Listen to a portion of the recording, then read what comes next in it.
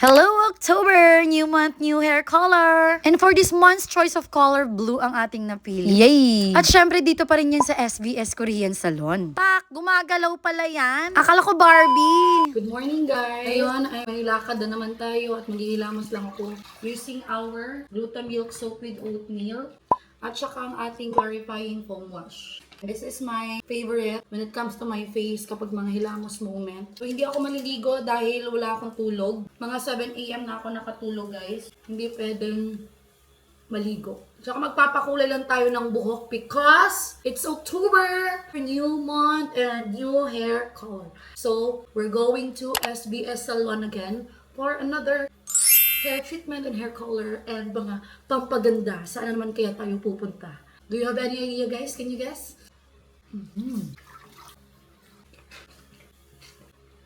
This one has salicylic acid. Maganda to kapag may mga open pores, blackheads, whiteheads. At kapag galing kang pimples, gumamit ka nitong gluta. Kapag active pa yung pimples mo. Tapos kapag nag-dry na, eto dahil may deep cleansing ito.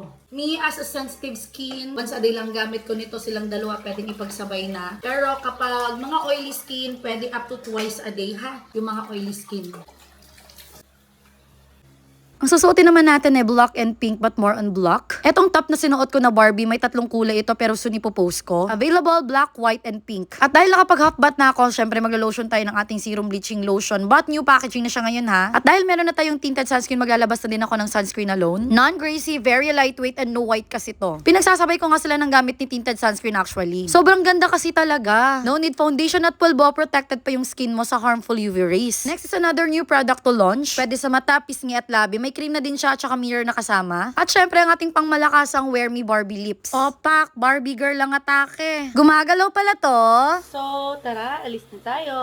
So saan nga ba ang punta ni Madam? Ba't nagpapaganda na naman to? Ba't kailangan buwan-buwan iba-ibang kulay ng buhok? Dito kasi sa SBS Korean Salon, I don't know ano meron sa hair treatment nila pero talagang ang bongga. Akalain mo ba namang second time in a row na to? Usually pag magpapakulay ka, lalo na kapag bleach, natitouch na yan mga days after sa pagpakulay. Pero sa akin, buhay na buhay. Syempre, lalaban ba ako ng bleach ulit kung hindi na kaya ng hair ko? And by the way guys, yes, as you can see, nagpa-nails na naman ako. Sobrang tigas talaga ng ulo. Actually, may kati pa rin siya but tolerable na. Unlike last time na parang gusto ko nang tanggalin yung buong kamay ko. So therefore, I conclude na baka sa extension talaga siya at may glue kasama. Kasi etong gel alone lang, kaya ko pa ring umaura. And yes, not to mention kapag magpapa-hair color ka dito, may head spa yung kasama. Hindi lang buhok mo ang marirelax, pati ikaw, girl. At dito sa SBS, hindi ka nila papauwiin hanggat hindi na-achieve yung gustong kulay mo. At itong choice natin now, last month ko pa to gusto. Char, pinagplanuhan yarn? Yes, of course. Dahil ngayon lang ako may freedom sa hair color, girl. Dati hanggang brown at black lang talaga yan. Napaka-boring. And now, ini-enjoy ko ng bongga without worrying the damage. Girl, don't you worry. Nasa tamang tao ka. O ilapag nyo ng inyong mga thumb dahil magsastamp na. Huy, very nakakaputi yung kulay na to. It's giving Manyeka and Barbie aura. Wow, sobrang nakakaganda. By the way, thank you so much of course kay Ma'am Becca and kay Pau. I don't know how to address you, Pau. Can I just call you Pau?